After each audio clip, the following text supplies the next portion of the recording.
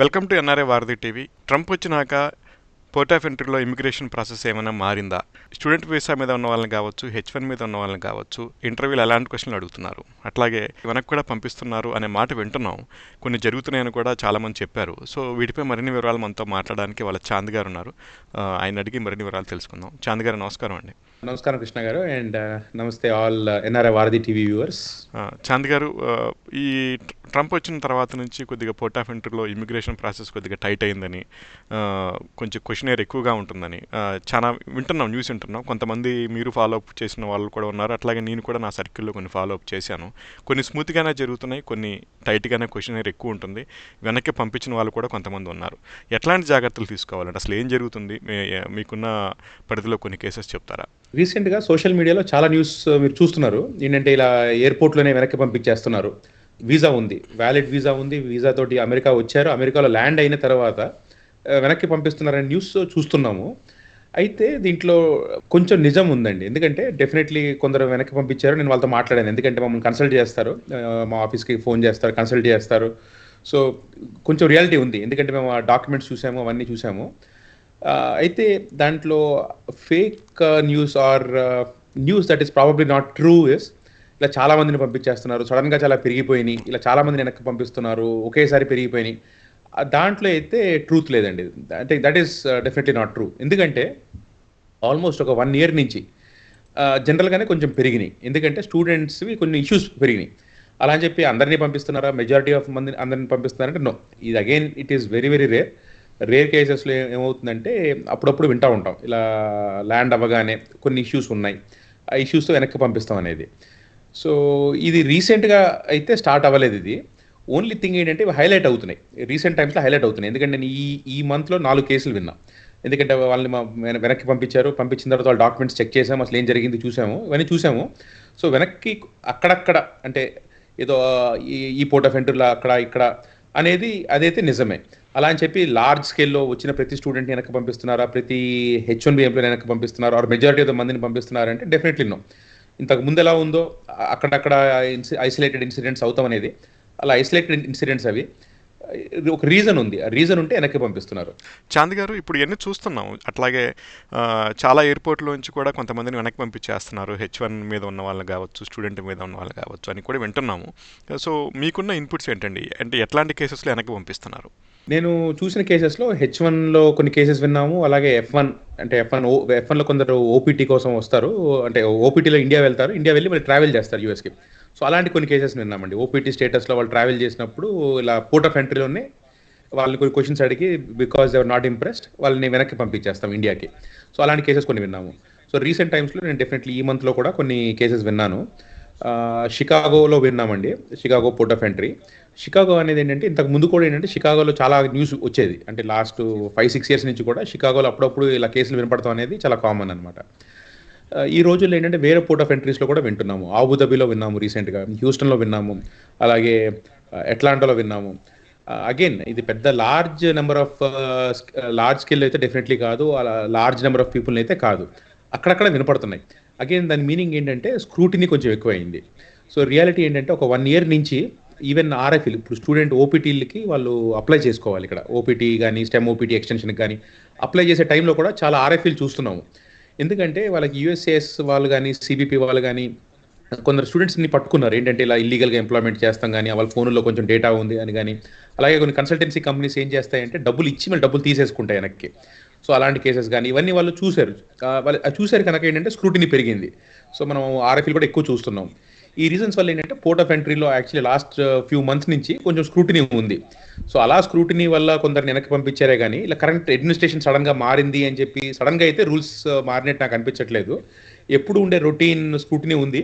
ఆ రొటీన్ స్క్రూటిన్లో కొందరు అక్కడక్కడ ఏంటంటే కొందరు ఇంపాక్ట్ అవుతున్నారు. ఎవరైతే వాళ్ళు they are not able to satisfy the CBP officer, అంటే అన్ని కరెక్ట్గా ఉన్నాయి అని అలాంటి కేసెస్. ఓకే చాంద్ గారు, ఇక్కడ క్వశ్చన్ ఏంటంటే ఇప్పుడు లెట్స్ అజ్యూమ్ స్టూడెంట్ మిస్ అయితే ఉన్న వాళ్ళని రెగ్యులర్ ఇంటర్వ్యూ ప్రాసెస్ అయిపోయినాక మళ్ళీ సెకండ్ రౌండ్ ఇంటర్వ్యూకి లోపల తీసుకెళ్తున్నప్పుడు వాళ్ళు ఎట్లాంటి జాగ్రత్తలు తీసుకోవాలి? ఎందుకంటే ఇప్పుడు నేనున్న ప్యాటర్న్లో కూడా వాళ్ళు ఫోన్ బ్యాకప్ కూడా రీస్టోర్ చేయించి జెల్లీలో నుంచి ట్రాన్సాక్షన్స్ చూపించి అబుదాబి నుంచి వెనక్కి పంపించారని నాకున్న సోర్స్లో నేను ఒక స్టూడెంట్ గురించి విన్నాను.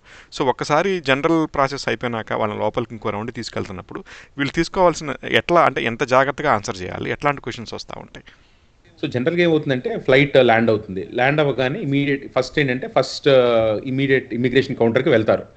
వెళ్ళినప్పుడు ఆ ఆఫీసర్ సాటిస్ఫై అయితే వాళ్ళకి ఏమవుతుందంటే వాళ్ళని they are admitted into USA, అంటే అడ్మిట్ చేసేస్తారు, లోపల కానిస్తారు. మెజారిటీ ఆఫ్ ద కేసెస్ అలాగే అవుతాయండి. మీరు ఏ పోర్ట్ ఆఫ్ ఎంట్రీ తీసుకున్నా మెజారిటీ ఆఫ్ ద కేసెస్ వాళ్ళు బయటకు వచ్చేస్తారు, ఎందుకంటే వీసా ఆల్రెడీ ఉంటుంది, చెక్స్ అన్ని అయిపోయినాయి కనుక. రేర్ కేసెస్లో ఏమవుతుందంటే the officer is not satisfied, వాళ్ళని సెకండరీ ఇన్స్పెక్షన్ పంపిస్తారు. ఈ సెకండరీ ఇన్స్పెక్షన్కి వెళ్ళినప్పుడు ఏమవుతుందంటే ఒక్కోసారి చాలా టైం వెయిట్ చేయాలి, ఎందుకంటే ఇమీడియట్గా అవ్వదు అది. ఒక్కోసారి కొన్ని గంటలు, ఒక్కోసారి ఏంటంటే ఈవెన్ ఫుల్ డే, ఒక్కోసారి నైట్ నుంచి నెక్స్ట్ రోజు అలా కూడా జరిగిన ఇన్సిడెంట్స్ ఉన్నాయి. సో సెకండరీ ఇన్స్పెక్షన్ అనేది ఎంతసేపు పడుతుంది అనేది మనం చెప్పలేము. సో సెకండరీ ఇన్స్పెక్షన్లోకి వెళ్ళారు అంటేనే ఏంటంటే there could have more scrutiny. ఒక్కోసారి ఏంటంటే depending on the need of the officer, the information that they want, క్విక్గా అయిపోవచ్చు. ఒక్కొక్కసారి ఏంటంటే కపుల్ ఆఫ్ అవర్స్ కూడా అవ్వచ్చు. ఈ స్టేజ్లో జనరల్గా ఏం జరుగుతుందంటే ఫస్ట్ ఇమీడియట్గా క్వశ్చన్స్ అడుగుతూ మొదలు పెడతారు, ఎందుకంటే వాళ్ళకి ఏవో కన్సర్న్డ్ టాపిక్స్ ఉంటాయి, దాని మీద క్వశ్చన్స్ అడుగుతారు. అంటే అసలు ఎవరు ఎంప్లాయర్, ఎవరు ఎక్కడ పని చేస్తున్నారు, అసలు మీకు శాలరీ ఎంత, మీరు ఏమన్నా చేశారా. ఇప్పుడు H1 అనుకోండి, మీరు డబ్బులు పే చేశారా ఎంప్లాయర్కి, ఎందుకంటే ఎంప్లాయర్ డబ్బులు తీసుకుంటే అది ఇల్లీగల్. అది ఎంప్లాయర్ డబ్బులు పే చేశారా, ఎంప్లాయర్ ఎప్పుడైనా మిమ్మల్ని బెంచ్ మీద కూర్చోబెట్టాడా. ఓపీటీ అనుకోండి, ఓపీటీ కూడా సేమ్ థింగ్ అనమాట. మీరు నిజంగానే మీకు జాబ్ ఉందా, మీరు బెంచ్ మీద ఉంటున్నారా, మీ ఎంప్లాయర్కి మీరు ఏమైనా డబ్బులు పే చేస్తున్నారా, ఇలాంటి క్వశ్చన్స్ అన్ని కామన్ క్వశ్చన్స్ ఇవన్నీ. ఎందుకంటే they are trying to find out if everything is done in a legitimate way or not. So ఈ క్వశ్చన్స్లో కనుక ఇంకా డౌట్ వచ్చింది అనుకోండి, ఒక్కొక్కసారి ఏం చేస్తున్నారంటే they are going and taking their phones, laptops, even laptops or tablets అవి కూడా తీసుకుంటున్నారు. అయితే చాలామంది ఏమనుకుంటారంటే యూఎస్లో కనుక ఇలా ఫోన్లు కానీ బ్యాగ్స్ కానీ సెర్చ్ చేయాలంటే వారెంట్ కావాలి. ఎందుకంటే ఇప్పుడు యూఎస్ లోపల ఉన్నాం అనుకోండి, సిటీలో వారెంట్ లేకుండా the police officer cannot even touch your phone, warrant కావాలి కంపల్సరీ. సో చాలామంది ఏంటంటే ఎయిర్పోర్ట్లో మరి వారెంట్ లేకుండా ఎలా చూస్తున్నారు, అలాగే ఇలాంటి క్వశ్చన్స్ ఉంటాయి. అయితే ఎయిర్పోర్ట్లో ఏంటంటే దెర్ ఇస్ అన్ ఎక్సెప్షన్. ఎయిర్పోర్ట్లో even somebody is a US citizen, వాళ్ళ దగ్గర నుంచి కూడా ఫోన్ లాక్కుని ఫోన్లో కంటెంట్స్ చూడొచ్చు. Technically they have that power, ఎందుకంటే దెర్ ఇస్ సమ్ ఎక్సెప్షన్స్. మామూలుగా ఏంటంటే సర్చెస్ అండ్ సీజర్స్ అనే దీని కాన్సెప్ట్కి ఎక్సెప్షన్ అనమాట, వితౌట్ అ వారెంట్. సో వారెంట్ లేకుండా కూడా somebody's phone can be checked. So మేము చూసే కేసెస్లో ఏం జరుగుతుందంటే ఫోన్లో ఓపెన్ చేస్తున్నారు. ఫోన్లో చాలామంది ఏమనుకుంటారు, మేము ఫోన్లో మెసేజ్లు డిలీట్ చేస్తే మేము దొరకము అనుకుంటారు. వాళ్ళ దగ్గర they have very very good technology. ఫోన్లో ఏమైనా మెసేజ్లు డిలీట్ చేసినా కూడా either WhatsApp or text messages or emails, వాళ్ళు they have means to go and check those messages. అయితే ఇప్పుడు ఏం జరుగుతుందంటే normal people, majority of the people problem ఉండదు, ఎందుకంటే వాళ్ళు అక్కడ ఫోన్లో ఎతికినా అక్కడ వాళ్ళు ఇల్లీగల్ థింగ్స్ ఏమి ఉండవు. ఇల్లీగల్ థింగ్స్ అంటే ఏమీ లేదండి. మెయిన్ ఏంటంటే స్టూడెంట్స్ అనుకోండి, they are suppose to study, part time jobs outside the campus చేయకూడదు. చేశారనుకోండి అది illegal thing. So that is what they trying to find out, ఏదైనా ఇల్లీగల్ థింగ్స్ చేశారా. అలాగే మనీ లాండరింగ్ అంటే ఎంప్లాయర్ ఏదన్నా బయట జాబ్స్ చేసుకుని బ్యాంక్స్లో మనీ ట్రాన్సాక్షన్స్ అవుతున్నాయా, అంటే they have few things. So ఇలాంటి థింగ్స్ చెక్ చేస్తాకే ఫోన్లో లాక్కుంటున్నారు. ఒక్కోసారి ఫేక్ రెజ్యూమేస్, కొందరు ఏంటంటే ఫేక్ రెజ్యూమేస్ తోటి జాబులు తెచ్చుకుంటున్నారు, ఫేక్ రెజ్యూమేస్ తోటి అప్లై చేస్తున్నారు, ఇలాంటివి. సో ఆ ఫేక్ రెజ్యూమేస్ కూడా ఎవరైనా పెట్టి ఇలా మిస్రిప్రజెంట్ చేస్తున్నారు, అది కూడా ఇట్స్ అ బిగ్ ఫోకస్. ఎందుకంటే మేము చాలా కేసెస్ చూసాం, ఆ ఫేక్ రెజ్యూమేస్ దొరికి ఆ ఫేక్ రెజ్యూమే వల్ల they are saying that somebody has misrepresented and obviously they cannot be let into the country. So ఈ ఫేక్ రెజ్యూమేస్ కానీ, ఇలా ఇల్లీగల్గా జాబులు చేస్తాలు కానీ, ఇలా ఏదన్నా మనీ లాండరింగ్ థింగ్స్ కానీ, ఇంకేదన్నా వేరే activities, any kind of other activities that are not legal, ఇలాంటివి చేశారా అనేది చెక్ చేస్తున్నారు. సో ఇప్పుడు నాకు దొరికిన కొన్ని కేసెస్లో బ్యాంక్ ట్రాన్సాక్షన్స్, ఎందుకంటే బ్యాంక్ స్టేట్మెంట్స్ చూస్తున్నారు పోర్ట్ ఆఫ్ ఎంట్రీలో కూడా. బ్యాంక్ ట్రాన్సాక్షన్స్లో కనుక if they have any transactions that cannot be explained legally, they can definitely expect issues. ఇలాగే ఏదన్నా ఒక కేసులో ఏమైందంటే వాళ్ళు ఒక మోటల్కి టెక్స్ట్ మెసేజెస్ పంపిస్తున్నారు. అది చూసి వాళ్ళు డౌట్ వచ్చి డిగ్ చేస్తే ఏం తెలిసిందంటే ఆ పర్టికులర్ స్టూడెంట్ నైట్ టైమ్స్ వెళ్ళి ఆయన మోటల్లో పనిచేస్తున్నాడు. సో ఆ క్లియర్లీ ఏంటంటే ఆ ప్యాటర్న్ చూసి ఆ ఫోన్లో అంటే కాన్స్టెంట్గా మోటల్కి కాల్స్ వెళ్తున్నాయి అని చెప్పి అది డిగ్ చేసి పట్టుకున్నారు. సో డెఫినెట్లీ ఏంటంటే అది ఇల్లీగల్ కనుక they cannot be let into the country. So అదొక ఇష్యూ. ఇంకొక కేసులో ఏమైందంటే H1B ఎంప్లాయీ వచ్చినప్పుడు అసలు మీరు ఎక్కడ జాబ్ చేస్తున్నారు, మీ ఎంప్లాయర్కి తెలుసా, అది ఇది అని అడిగారు. ప్రూఫ్ చూపెట్టమన్నారు ఫోన్లో. ఒక్క ఈమెయిల్ కూడా లేదు, ఒక ఈమెయిల్ కానీ అసలు ఏమీ లేదు. ఏంటి, ఇప్పుడు ఎవరైతే అతను వచ్చి నేను ఇలా H1B ఎంప్లాయ్మెంట్లో ఆ కంపెనీలో జాయిన్ అవుతున్నానని చెప్పాడో ఆ ఎంప్లాయర్ దగ్గర నుంచి అసలు ఒక్క లెటర్ కూడా లేదు. అయితే వాళ్ళ ఫోన్లో ఇంకొకటి దొరికింది. ఏంటంటే రాగానే అతను ప్లాన్ చేసుకున్నాడు, రాగానే ఇది వేరే కంపెనీకి షిఫ్ట్ అయిపోదాము అని చెప్పి ప్లాన్ చేసుకున్నాడు. సో అది చూసి నువ్వేమో ఇక్కడ ఈ కంపెనీ జాయిన్ అవుతావని చెప్తున్నావు, ఇక్కడేమో నీ మెసేజెస్లో ఏమో you are saying that you want to join another company. So clearly ఏంటంటే you have lied to us. Misrepresentation is definitely no. ఎందుకంటే any time you get caught in a lie, it's a permanent bar. Misrepresentation fraud is a permanent bar. So అతన్ని అలా deport చేశారు. So జనరల్గా ఏమవుతుందంటే ఇలా deportation చేసినప్పుడు వాళ్ళకి ఇవన్నీ రికార్డ్ చేస్తారు. అంటే రైటింగ్లో రికార్డ్ చేస్తారు. అంటే క్వశ్చన్ అండ్ ఆన్సర్స్, మనం ఏం క్వశ్చన్స్ అడిగాము, ఏం ఆన్సర్స్ ఇచ్చారు, ఇవన్నీ రికార్డ్ చేసి అంత అయిపోయిన తర్వాత సంతకం పెట్టించి వాళ్ళకి ఒక కాపీ ఇస్తారు. And so that is how they know అంటే అసలు ఇక్కడ ఏం జరిగింది ఏంటి అని. ఏంటంటే ఆ ట్రాన్స్క్రిప్ట్ వాళ్ళు రిలీజ్ చేస్తారు, రికార్డ్ ఆఫ్ ద ప్రొసీడింగ్స్. దాంట్లో మనకు అర్థమవుతుంది అనమాట అసలు ఏం జరిగిందని. ఎందుకంటే not always the CBP might be right. ఒక్కోసారి వాళ్ళలో they might be taking a wrong decision. So మనకి అది సోర్స్ అనమాట. ఎందుకంటే దాన్ని బట్టే మనం రేపు అసలు మనకి ఛాన్స్ ఉందా, అసలు ఏదన్నా బ్యాన్ ఉందా, 5 year బ్యాన్ ఉందా, పర్మనెంట్ బ్యాన్ ఉందా, లేకపోతే కొన్ని కేసెస్లో ఏంటంటే జస్ట్ ఇంకొకసారి వీసాకి వెళ్తే సరిపోతుంది. ఆ సిచ్యువేషన్ వచ్చినప్పుడు ఏదైతే మనకి ఇప్పుడు క్వశ్చనర్ రికార్డ్ ఉందో ఆ రికార్డులో కూడా మెన్షన్ చేస్తారా పర్మనెంట్ బ్యాన్ అనేది, అట్లాగే ఎన్నాళ్ళు బ్యాన్ అయితే ఎన్నాళ్ళు బ్యాన్ అనేది కూడా మెన్షన్ చేస్తారు అట్లయితే? సో ఇంకొక మేజర్ థింగ్ అండి, దీంట్లో ఏంటంటే 2 types అనమాట. ఎప్పుడైతే మీకు ఉన్న వీసా తోటి ఎంట్రీ ఇవ్వట్లేదు అని మీకు అర్థమైందో, జనరల్లీ ఏమవుతుందంటే ఇక సపోజ్ చెప్తారు ఆఫీసర్స్, లేదు we cannot let you in అని. ఆ స్టేజ్లో జనరల్గా ఏమవుతుందంటే అందరికీ ఒక ఆప్షన్ ఉంటుంది. ఏంటంటే they can withdraw the application voluntarily. అంటే ఏదైతే మనము we're trying to get admission into USA, ఆ రిక్వెస్ట్ ఉందో ఆ రిక్వెస్ట్ మనం విత్డ్రా చేసుకోవచ్చు.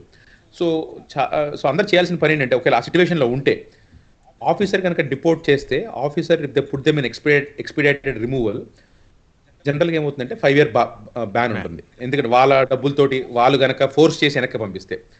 అది కాకుండా మనం అడగచ్చు అనమాట. ఏంటంటే we want to withdraw our admission. Withdraw చేసుకుంటే ఒక్కొక్కసారి ఆఫీసర్లు ఒప్పుకుంటారు, అంటే డిపెండింగ్ ఆన్ సర్కమ్స్టాన్సెస్. వాళ్ళు ఒప్పుకుంటే దానికి అప్పుడు ఏం జరుగుతుందంటే వీసా ఒక్కటే క్యాన్సిల్ అవుతుంది. మీరు అప్లికేషన్ విత్డ్రా చేసుకున్నారు, దాని మీనింగ్ ఏంటంటే బ్యాన్ ఉండదు. సో మీరు ఇమీడియట్గా మళ్ళీ స్టాంపింగ్కి వెళ్ళి వీసాకి వెళ్ళి ఏదైనా ఇష్యూ ఉంటే మీరు అక్కడ క్లియర్ చేసుకోవచ్చు. సో జనరల్గా ఏంటంటే మీకు అంటే ఇలాంటి బ్యాడ్ అన్ఫార్చునేట్ సిచ్యువేషన్లో ఉంటే the option, legal option should be to request a withdrawal of admission. Withdraw చేసుకుని మీకు, ఎందుకంటే బ్యాక్ వెళ్తే జనరల్గా ఏంటంటే మీకు బ్యాన్ ఉండదు, వెళ్ళి ఇంకొకసారి వీసాకి వెళ్ళిపోవచ్చు ఇమీడియట్గా. So that is what we do. నాకు జనరల్గా ఏంటంటే కన్సల్ట్ చేస్తే ఫస్ట్ థింగ్ అది ఎక్స్పీడిటెడ్ రిమూవ్ వల్ల, ఫోర్స్డ్ రిమూవ్ వల్ల, లేకపోతే వాలంటరీగా వాళ్ళు సంతకం పెట్టి, అంటే వాలంటరీ అంటే దాని మీనింగ్ ఏంటంటే మన ఓన్ డబ్బులతోటి మళ్ళీ మనం టికెట్ కొనుక్కొని మనం బ్యాక్ నెక్స్ట్ ఫ్లైట్లో. సో అలా చేస్తే బ్యాన్ ఉండదు అట్లీస్ట్. సో బ్యాన్ ఉండకపోతే దాని అడ్వాంటేజ్ ఏంటంటే ఇమీడియట్గా మళ్ళీ మీరు వెళ్ళి స్టాంపింగ్కి వెళ్ళొచ్చు. సో ఇప్పుడు ఎవరైనా F1లో స్టక్ అయ్యారనుకోండి, మళ్ళీ F1 కైనా వెళ్ళొచ్చు స్టాంపింగ్కి, లేకపోతే మళ్ళీ రేపు H1 అప్రూవ్ అయితే H1కి వెళ్ళొచ్చు. అలాగే H1 వాళ్ళు కనుక వెనక్కి వెళ్తే మళ్ళీ వెళ్ళొచ్చు, స్టాంపింగ్కి వెళ్ళొచ్చు. సో అట్లీస్ట్ ఏంటంటే ఇమీడియట్గా బ్యాన్ ఉండదు వాలంటరీగా విత్డ్రా చేసుకుంటే అడ్మిషన్ని. ఇంకొక థింగ్ ఏంటంటే ఒక్కొక్కసారి ఫ్రాడ్, మిస్రిప్రజెంటేషన్ అని చెప్పి రాస్తారు దాంట్లో. అంటే ఫ్రాడ్ అంటే ఏం లేదండి. ఇప్పుడు ఆఫీసర్ ఏదో క్వశ్చన్ అడిగాడు, ఒక ఆన్సర్ చెప్పారు, తర్వాత ఫోన్లో తీసి ఇదిగో మీరు చెప్పిన ఆన్సర్ అంతా కంప్లీట్లీ ఫాల్స్ అని చెప్పి వాళ్ళు ప్రూవ్ చేశారు మెసేజ్లు చూపెట్టి. అలాంటప్పుడు ఏమవుతుందంటే they will have a ban. So bar ఉంటుంది, బార్ టు యూఎస్ఏ. అప్పుడు ఏంటంటే అది కొంచెం కాంప్లికేటెడ్ ప్రాసెస్. వెళ్ళి వేవర్ అప్లై చేయాలి, వేవర్ అప్లై చేసి అది మళ్ళీ ఒప్పుకోవాలి. సో కన్సర్న్ గవర్నమెంట్ అథారిటీస్, చాలా పెద్ద ప్రాసెస్ అది. సో బ్యాన్ ఉంటే మాత్రం it will be very very complex. Again fraud or misrepresentation bar అయితే technically it's a permanent bar. So వేవర్లు తెచ్చుకుంటాం అనేది చాలా చాలా లెంతీ ప్రాసెస్. అండ్ ఆల్సో ఏంటంటే it is not guaranteed. Okay Chand గారు, thank you for this information అండి. అట్లాగే ఇక్కడ మీరు చాలా మంచి పాయింట్ చెప్పారు. ఇమిగ్రేషన్ ఆఫీసర్కి ల్యాప్టాప్, మొబైల్ చెక్ చేసే ఆప్షన్ ఉంటుంది ఎయిర్పోర్ట్లో అయినా సరే, అవుట్ ఆఫ్ ద కంట్రీలో. ఎందుకంటే చాలామంది, నేను కొన్ని ఫేస్బుక్లో కానీ ట్విట్టర్లో కానీ చూశాను, వాళ్ళు చాలామంది వాళ్ళ రిప్రజెంటేషన్ దాని మీద డిఫరెంట్గా ఉంది. వాళ్ళకి రైట్ లేదు, వాళ్ళు ఓపెన్ చేయడానికి లేదు అనే మైండ్ సెట్లో చాలామంది కూడా ఉన్నారు. ఇది చాలా మంచి ఇన్ఫర్మేషన్ అండి. అట్లాగే చాంద్ గారు, ఇక్కడ ఇంకో క్వశ్చన్ ఏంటంటే ఈ విజిటింగ్ వీసా మీద వచ్చే వాళ్ళు కూడా ఈ మధ్య కొన్ని ఇష్యూస్ చూస్తున్నాం. ఎస్పెషల్లీ ఈ లాస్ట్ అడ్మినిస్ట్రేషన్లో కొంతమంది రిటర్న్ టికెట్ మ్యాండేటరీ అయినా సరే రిటర్న్ టికెట్ లేకుండా 1-way టికెట్తో వచ్చి అడ్మిషన్ తీసుకున్న వాళ్ళు చాలామంది ఉన్నారు. కాకపోతే ఈసారి చాలా టైట్గా అది ఖచ్చితంగా రిటర్న్ టికెట్ లేకపోతే ఎయిర్పోర్ట్లోని వెనక్కి పంపించిన సిచ్యువేషన్స్ కూడా నేను నా సర్కిల్లో 1-2 రీసెంట్గా విన్నాను. ఒకసారి దీని గురించి ఎట్లాంటి జాగ్రత్తలు తీసుకోవాలని చెప్తారా? షూర్ అండి. అగైన్ ఏంటంటే రీసెంట్గా కేసు హైలైట్ అయ్యింది, ఇలా రిటర్న్ టికెట్ లేదు కనుక వెనక్కి పంపించారు అని. ఇదేమి కొత్త రూల్ కాదు. సో జనరల్గా రూల్ ఏంటంటే, ఇప్పుడు టూరిస్ట్ వీసా మీద మీరు యూఎస్ వస్తున్నారు అనుకోండి, క్వశ్చన్స్ అడుగుతారు. ఏంటి వాళ్ళ ఇంటెంట్ తెలుసుకుంటాకి, మీరు వచ్చి ఇక్కడ ఉండిపోతున్నారా లేకపోతే మళ్ళీ మీరు బ్యాక్ వెళ్తున్నారా అని. సో ఈ రిటర్న్ టికెట్ గురించి అడుగుతాం అనేది ఎప్పుడూ ఉంది, ఇంతకు ముందు కూడా అడిగేవాళ్ళు. సో జనరల్గా ఏంటంటే మెజారిటీ ఆఫ్ ఆఫీసర్స్ ఏంటంటే మిగతావన్నీ బాగుంటే రిటర్న్ టికెట్ లేదన్న ఒక్క రీజన్ మీద వెనక్కి పంపించరు. సో జనరల్గా ఏంటంటే రిటర్న్ టికెట్ లేదు, అలాగే వాళ్ళు ప్లాన్ చెప్పలేదు, అది ఎన్ని రోజులు ఉంటాం అది ఇది అని. సో వాళ్ళకి ఓవరాల్ డౌట్ వచ్చింది అనుకోండి, ఇంతకు ముందు కూడా అయినాయి కేసెస్, రిటర్న్ టికెట్ లేదు, ఆ ఒక్క రీజనే కాదు, along with that there are other reasons. అంటే officer is not convince that somebody is coming here and trying to go back in few months. ఎందుకంటే చాలా మంది ఏం చేశారంటే లాస్ట్ కపుల్ ఆఫ్ ఇయర్స్లో అన్ఫార్చునేట్లీ మిస్యూజ్ చేశారు. ఎలా మిస్యూజ్ చేశారంటే, అంటే అందరూ మిస్యూజ్ అని కాదు, కొందరికి జెన్యూన్ రీజన్ ఉండొచ్చు. వాళ్ళు B1 B2 మీద వస్తారు, 6 months టైం ఉంటుంది. తర్వాత చాలా మంది ఎక్స్టెన్షన్స్కి అప్లై చేస్తారు, చేశారు లాస్ట్ కపుల్ ఆఫ్ ఇయర్స్లో. జెన్యూన్గా చేసిన వాళ్ళకి రీజన్ ఉంది, ఎందుకంటే కొంచెం మెడికల్గా సపోజ్ ఏదైనా ఇష్యూ వచ్చిందనుకోండి, ఆబ్వియస్లీ మనం ఎక్స్టెన్షన్ అప్లై చేసుకోవాలి, ఎందుకంటే ఫ్యామిలీలో ఏదైనా మెడికల్ రీజన్ ఉన్నా ఇంకోటి ఏదైనా ఉన్నా తప్పేం లేదు. కానీ అది మిస్యూజ్ అయిందనుకోండి, ఏం చేస్తున్నారంటే ఫ్యూచర్లో మిగతా వాళ్ళని కొంచెం గట్టిగా ఏంటంటే there is scrutiny, and I think that is what is happening now. ఎందుకంటే చాలామంది కోవిడ్ టైంలో it was a genuine reason, ఎందుకంటే మీకు కోవిడ్ టైంలో ఫ్లైట్స్ లేవు, 6 months తర్వాత ఎక్స్టెన్షన్స్ అప్లై చేసుకోవాలి. సో ఐ థింక్ చాలా మందికి ఆ ప్యాటర్న్ ఏంటంటే, వాళ్ళు సపోజ్ టికెట్స్ లేవనుకోండి, ముందే ప్రీ ప్లాన్డ్గా వాళ్ళు ఎక్స్టెన్షన్ ఏదైనా ఫైల్ చేసుకుందామని చెప్పి వస్తున్నారా, ఆ ప్లాన్ లేదా. ఎందుకంటే జనరల్గా ప్లాన్ ఉందనుకోండి, వాళ్ళకు కూడా తెలుసు ఏంటంటే 2-way టికెట్ తీసుకుంటే చీప్గా ఉంటుంది 2 1-way కన్నా అని. సో 2 1-way తీసుకుంటున్నారు అంటే ఏంటంటే మోర్ దెన్ లైక్లీ వాళ్ళు ఎక్స్టెన్షన్ అప్లై చేసే ప్లాన్లో ఉన్నారేమో అనే క్వశ్చన్ ఉండొచ్చు వాళ్ళకి. అలా అని చెప్పి చాలామంది పాపం జెన్యూన్గా కూడా ఒక్కోసారి 1-way టికెట్ తీసుకునే వస్తారు. అందుకో అగైన్ అది 1-way టికెట్ ఉండటం వల్ల అదేమి బ్యాడ్ ఏం కాదు, బట్ ఏంటంటే the officer is not convinced ఆ టికెట్ లేకపోతే. సో జనరల్గా గుడ్ ప్రాక్టీస్ ఏంటంటే any tourist visa people return ticket అనేది it is definitely highly recommended. ఇవ్వాలే కాదండి, ఇంతకు ముందు కూడా రూల్ ఉంది, బట్ అగైన్ ఏంటంటే ఇప్పుడు స్క్రూటినీ ఎక్కువ ఉంది కనుక డెఫినెట్లీ ఎవ్రీబడి, ఐ థింక్ న్యూస్లో కూడా బాగా వచ్చింది కనుక everybody should make sure they have return ticket. అది కాకుండా ఇంకొక థింగ్ కూడా ఉందండి, బాగా ఇక్కడ గొడవ పెడుతున్నారు రీసెంట్ టైమ్స్లో. మీరు ఒకసారి యూఎస్ వచ్చారనుకోండి, మళ్ళీ విత్ ఇన్ 6 months మళ్ళీ ఇంకొకసారి కనుక B1 B2 మీద వస్తాకి ట్రై చేస్తే you can expect a lot of questions. Officer satisfy అవ్వకపోతే they can even be sent back.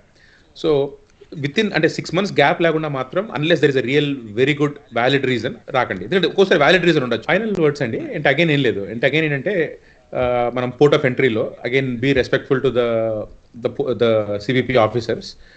వాళ్ళు అడిగినవన్నీ ఇవ్వండి, ఎందుకంటే వాళ్ళకి రైట్ ఉంది, అంటే మనం లగేజ్ చెక్ చేసే రైట్ ఉంది, మన డివైసెస్ అంటే ఫోన్ కానీ ల్యాప్టాప్స్ కానీ చెక్ చేసే రైట్ ఉంది.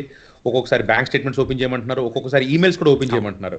ఒక్కొక్కసారి ఈమెయిల్స్ ఓపెన్ చేసేటప్పుడు చూస్తున్నారు కూడా, ఎందుకంటే కొందరికి మల్టిపుల్ లాగిన్స్ ఉంటాయి, కనపడతా ఉంటాయి. సో వాళ్ళు ఏంటంటే ఒకసారి ఒక ఎంప్లాయీ నాకు వచ్చి ఇలా ఈమెయిల్ ఓపెన్ చేయమంటే అతను ఈమెయిల్ ఓపెన్ చేశాడంట, దాంట్లో సెంట్లోకి వెళ్తే సెంట్లో ఈమెయిల్స్ చాలా తక్కువ కనపడుతున్నాయి. సో దాని మీద గొడవ పెట్టారంట, నీకు ఇంకొక ఈమెయిల్ కూడా ఉండాలి, అసలు ఈమెయిల్స్ లేవు నీకు అని చెప్పి. So they have lots of ways of knowing things. Again మన పర్స్పెక్టివ్ ఏం లేదంటే, అగైన్ ఫైనల్ వర్డ్ ఏంటంటే, ఎవరైనా H1B ఎంప్లాయీస్ వస్తుంటే గుడ్ ప్రాక్టీస్ ఏంటంటే వాళ్ళ ఎంప్లాయర్ దగ్గర నుంచి లేటెస్ట్ వెరిఫికేషన్ లెటర్ తెచ్చుకోండి, ఎంప్లాయర్తో కమ్యూనికేషన్లో ఉండండి, ఆ ప్రూఫ్ ఉంచుకోండి మీ దగ్గర. అలాగే స్టూడెంట్స్ అనుకోండి, స్టూడెంట్స్ ఓపీటీ మీద కనుక ఇండియా వెళ్ళి ట్రావెల్ చేస్తుంటే కంపల్సరీ మీ ఎంప్లాయ్మెంట్ లెటర్స్ దగ్గర ఉంచుకోండి, మీ పే స్టబ్స్ దగ్గర ఉంచుకోండి, మీ I-20s కరెక్ట్గా ఉంచుకోండి, ఇవన్నీ జాగ్రత్తగా చూసుకోండి. ఎందుకంటే tomorrow you can expect lot of questions, and again majority of the people will never have an issue. చాలా తక్కువ మందికి ఇష్యూస్ అవుతాయి, ఆ తక్కువ మందికి కూడా ఇష్యూస్ అవ్వకూడదు అనుకుంటే ఈ గుడ్ ప్రాక్టీసెస్ చేసుకుని ఆల్వేస్ మనం complying with the law, complying with the regulations, జనరల్గా ఇష్యూస్ ఉండకూడదు, and scrutiny can be expected next couple of years. Thank you Chand గారు. వ్యూవర్స్, చాంద్ గారు చాలా మంచి విషయాలు చెప్పారు ఈ సెషన్లో. మీకు ఏమైనా క్వశ్చన్స్ ఉంటే కమెంట్ చేయండి, వాటిపై మరిన్ని వివరాలు నెక్స్ట్ సెషన్లో చాంద్ గారిని అడిగి తెలుసుకుందాం. Thank you for watching.